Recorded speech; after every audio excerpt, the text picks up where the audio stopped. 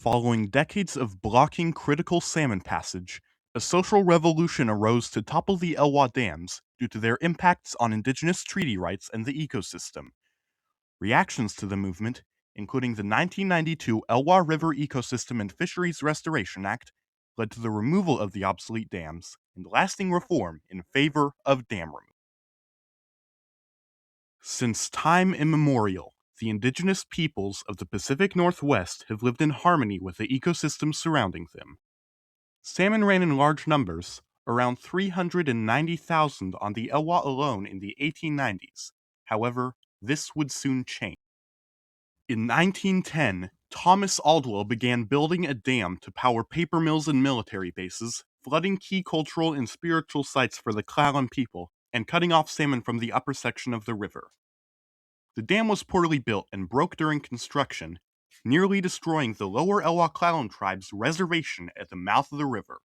It failed almost immediately within the first year, blew out, flooded our whole lower reservation. And so people's houses were flooded. People were chased up into trees. Meanwhile, in 1920, the Federal Power Act was passed, creating the Federal Energy Regulatory Commission, or FERC, and instituting licensing for dams. However, existing dams were grandfathered in, and due to minimal requirements, Aldwell's company built Glines Canyon Dam in 1927. As the dams aged, they became obsolete and violated structural integrity standards as the area moved to other power sources.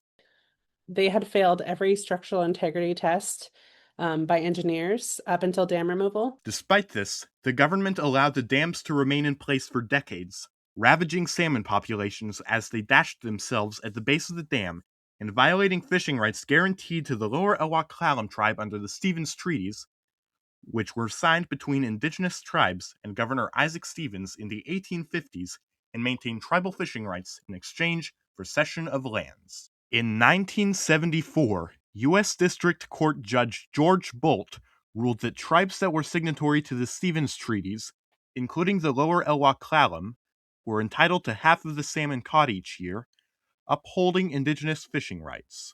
Well, we started fishing again in 1974 after the Bolt decision. We retained our rights to fish. So that turned into an economy for our people. This ruling, while revolutionary, did nothing independently to protect the now economically important salmon that were at the core of these rights. By April 1986, the license for Glines Canyon Dam was up for renewal. In reaction to this and the Bolt decision, the lower Elwha Clallam tribe and the Sierra Club filed a motion to intervene in the relicensing process, joined 4 months later by additional environmental organizations. The tribe contended that due to their guaranteed rights to fish under the Bolt decision, and the expansion of Olympic National Park to include Glines Canyon, the dam should not only be blocked from relicensing, but removed, bringing the then revolutionary idea of removing a functioning dam to attention.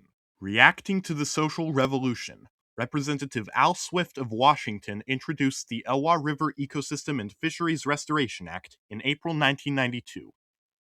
It directed the Secretary of the Interior to find the most effective way to restore the Elwha watershed, but only allowed for the possibility of dam removal if the Secretary deemed it, quote, necessary for the full restoration of the Elwha River ecosystem and native anadromous fisheries, in a report to Congress. Following 6 months of heated debate, President George H.W. Bush signed the Elwha Act into law on October 24, 1992.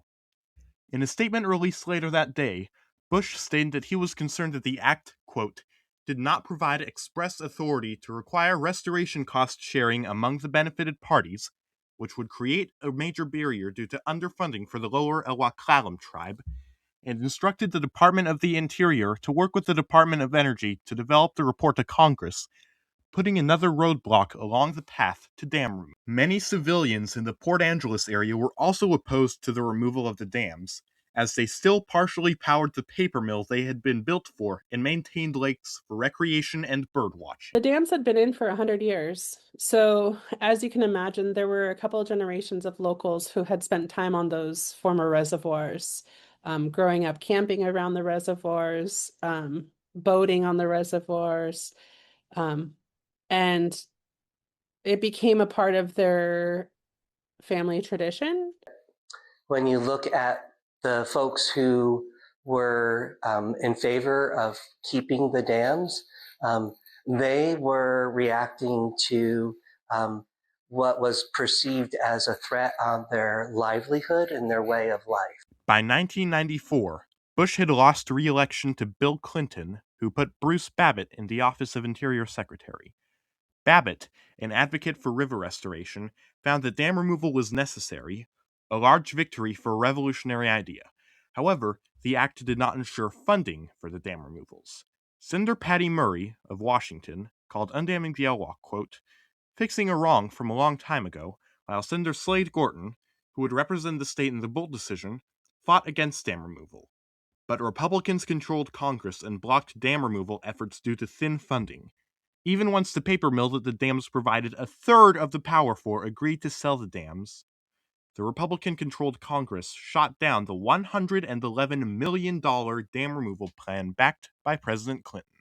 Meanwhile, removal of privately owned dams became a trend across the nation, as the many dams of the early 20th century were now aging structures that would be too expensive to maintain. Reactions to the attention brought to the issue by the Elwha undamming movement were already reforming the dam removal scene before it had even achieved its ultimate goal.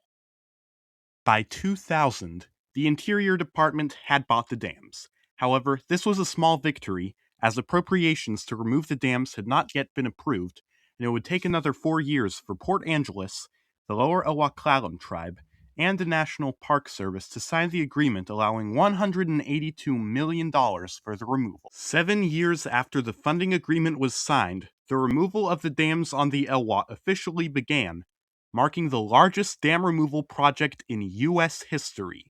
To avoid choking the river with sediment, which would suffocate salmon, the dams were torn down gradually, pushing the date of a revolutionary fully free river to 2014, when the last level of Glines Canyon Dam was demolished. The removal of the two dams on the Elwha has allowed the physical processes of the river to return. Following the removal of the dams, the river reacted by healing itself, creating a healthy estuary on the river for the first time in decades and allowing salmon to return, proving that dam removal was an effective method of river restoration. However, the river's fish stocks were still depleted, and the Lower Elwha tribe agreed to a moratorium on fishing that lasted until 2023. The salmon population on the Elwha had declined to a degree where one of the original reforms called for by removing the dams was inaccessible for nearly a decade.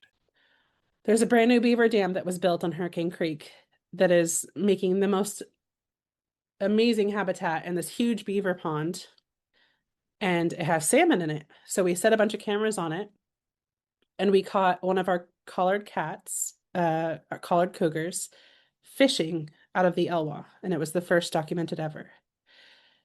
And so just remembering that the teachings of my people are that all things are connected, from the forest to the water to the fish to all of the animals on the land, including the cougars.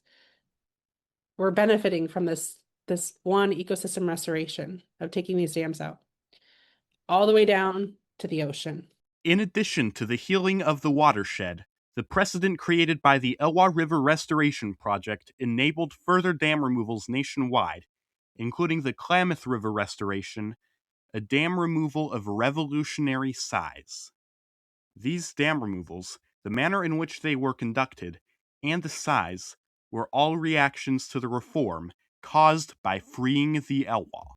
The removal of the Elwha dams, in conjunction with the other restorations the movement sparked, transformed the revolutionary idea of dam removal into everyday reality, creating precedent that reformed watershed management across the nation.